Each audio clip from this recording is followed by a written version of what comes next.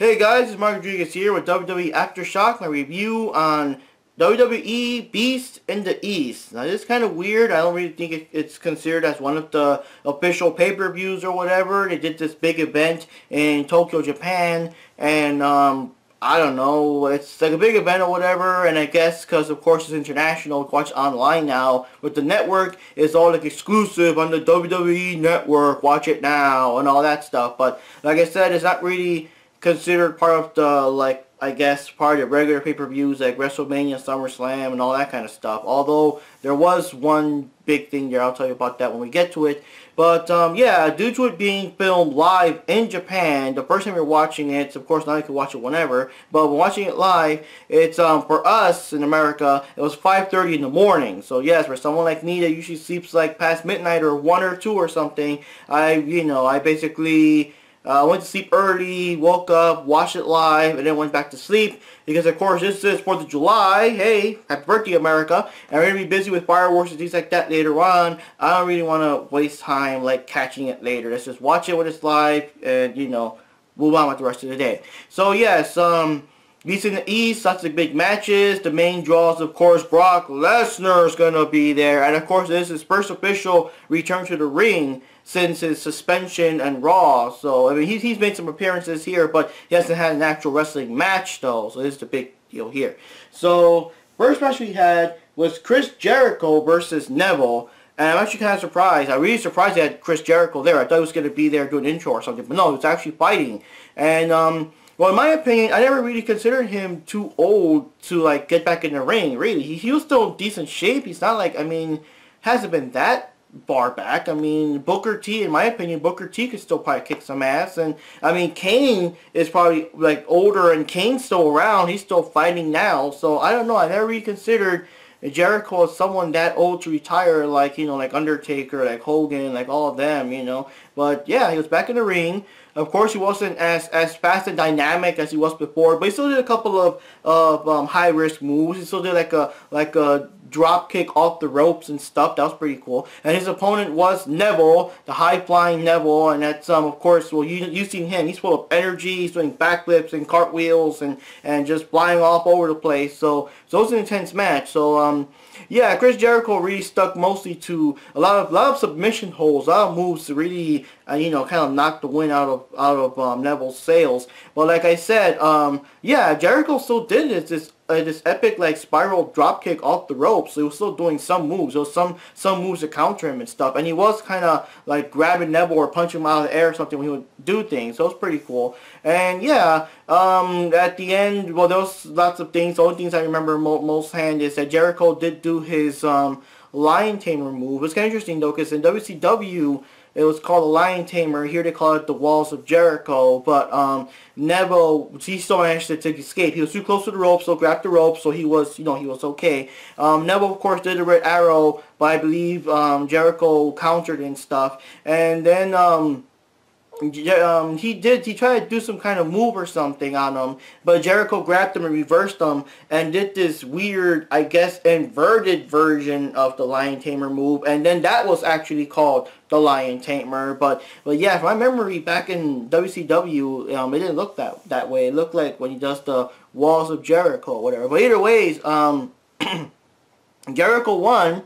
It was a good, hard-fought, hard-earned victory. And, of course, it was a good show for both of them. It was a good show. Neville does what he does best. Does all his high-flying moves. And Jericho shows off that he can still be in the ring. And like I said, I'm not sure if this is going to be a permanent thing. If it's going to officially come back to wrestling or whatever. Or if this is just, like, I don't know, just for fun or something. But it was pretty cool. I mean, it looks like he can really stand. It looks like he can really keep going and keep fighting against, like, people nowadays. He can still get in the ring in modern matches now. I mean, it would have been cool, or at least put him into something like a Survivor Series or a Royal Rumble or Battle Royale. Do something with him, but he can still get in the ring. But of course, not to take anything away from Neville, but I mean, he did his usual things, his usual cool stuff that we like. All his flips, his somersaults, jumping off the ropes, the super awesome looking Red Arrow, all that stuff. So yeah, that was a good match. That was a pretty good match, and like I said, I was surprised. I honestly thought he was just going to be there to do an introduction or introduce whoever was actually going to fight. But I'm like, oh crap, he's actually like getting in the ring and fight now. That's pretty cool.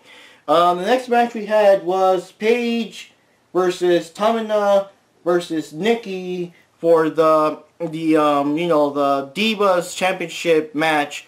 And yeah, it went through like always, same old thing. I'm not gonna repeat myself over and over, but yeah, it's Paige versus Nikki for the who knows how many time. At least this time it's kind of different because Tamina's in there. Tamina really kind of changed a little bit because she's like the big powerhouse. She was basically throwing them around like rag dolls, and there were times where Paige and Nikki had to temporarily team up to take her down, But eventually Paige was like taken out of the ring, like she was booed out of the ring or something, and Nikki got to defeat Tamina, pinned her down, and she won. She kept her title. So it's like, man. And the part that really got me was, there was a part where Paige did successfully grab Nikki in the Rampage, but she still tapped out. She still tapped out for 3 count. And then when Paige tried to get her into the PTO, I knew that was kind of risky due to how you leave yourself exposed that way. Tamina, of course, came in to stop her before Nikki could tap out. But that's what really got me, though, that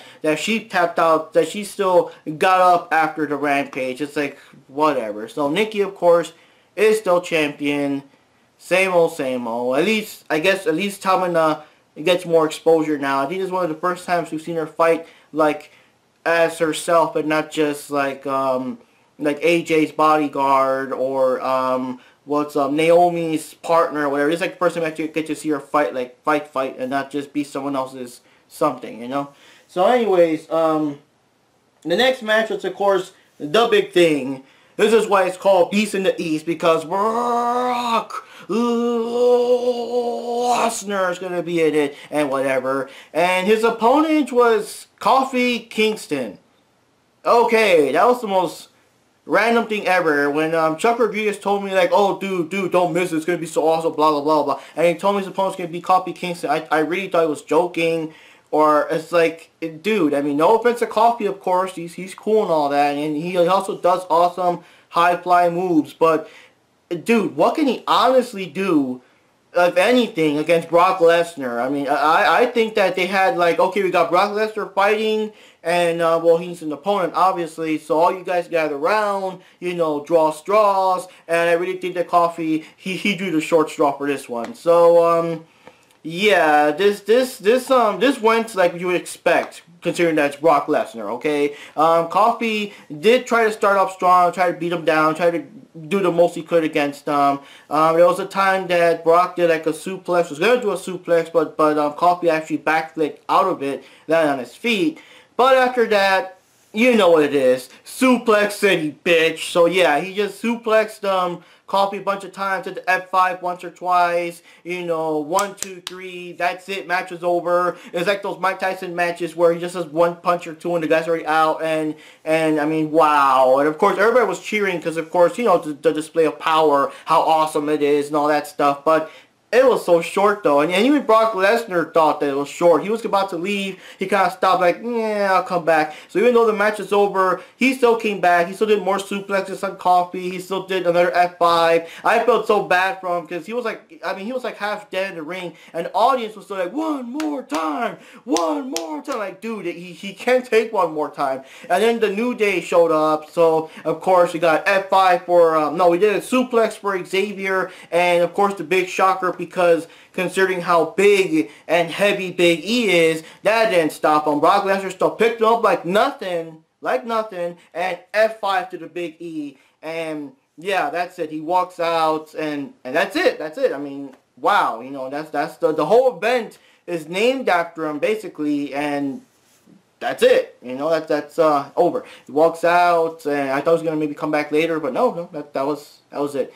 Like I said, it's pretty cool. It was kind of fun for what it was, but it's like what you expect from Brock Lesnar. But this time he was fighting against someone that would just go down easy, and not someone like Cena or Roman Reigns that would actually put up more of a fight and last longer, But wow. So then we had Kevin Owens, the big douchebag there, versus Finn Balor, and they were fighting. This time, the NXT title was on the line.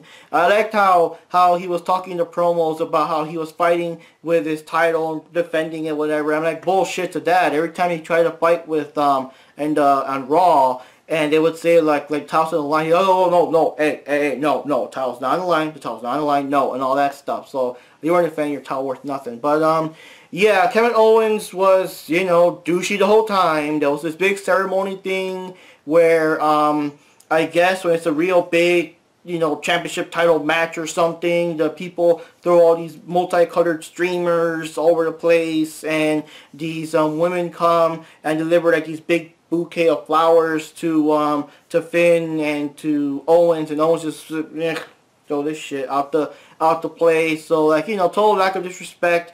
Lack of respect for everything. He's just acting douchey the whole time. People were cheering for him. He would just walk right past them, while of course, the Finn was still shaking hands or whatever. And, yeah, so, there was a good fight.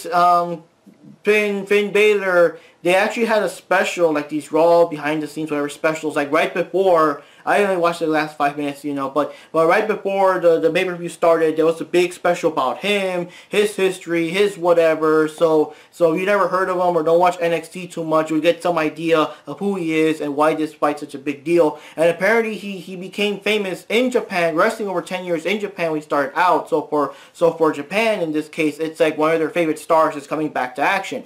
And yeah, he was pretty cool. He was had strong presence. He was all demonic. He had all this demonic face paint with like teeth here and teeth here, so like a giant mouth. He had like these Japanese demons with symbols and stuff on the back and everything. It was like real cool. He came in crawling on the floor and looking all weird, and just he really did the whole thing. And it's kind of cool though, because we're kind of missing that nowadays. Now wrestling is so, I guess, trying to make it real or whatever. We don't really have that many. We don't really have people like Ultimate Warrior and the Undertaker. He's barely in anymore. We don't have like Papa Shango. We don't have like the weird characters anymore. So having this demonic guy, that already adds more of a twist to it, So yeah, it was a pretty good fight.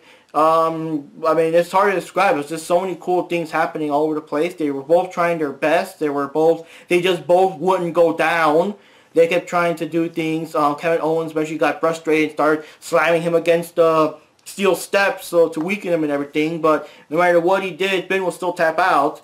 And Finn has this kind of weird move, kind of reminds me of the M. Bison Stomp. I think they call it the coup de grace. He would jump out and just land with both feet down on you. And on the first couple of times, I think he did it like maybe 3 times or so. But first time or so he did it, Kevin Owens still got up after. He still like kicked out after that and everything. And Kevin Owens would then start insulting Cena further. He would start doing the 5-knuckle shuffle thing, and just like making fun of Cena purposely, trying to rip off his moves and everything. But yeah, he would still get up of that. And yeah, so in the end, after all the back and forth and them really giving it their all, at the end, Finn would actually hit him with a successful coup de grace this time, and there we go. He won. I was super shocked. He actually won the title. He's a new NXT champion. It's super awesome. Everybody, of course, made a big explosion, a big to-do about it. And but I was really surprised. I was really surprised because considering that this, like I said, it's not an official pay-per-view thing. It's just this random thing. I was not expecting a title change on there. That's pretty cool. So I guess I don't know, when they show it on Raw or something, when you see him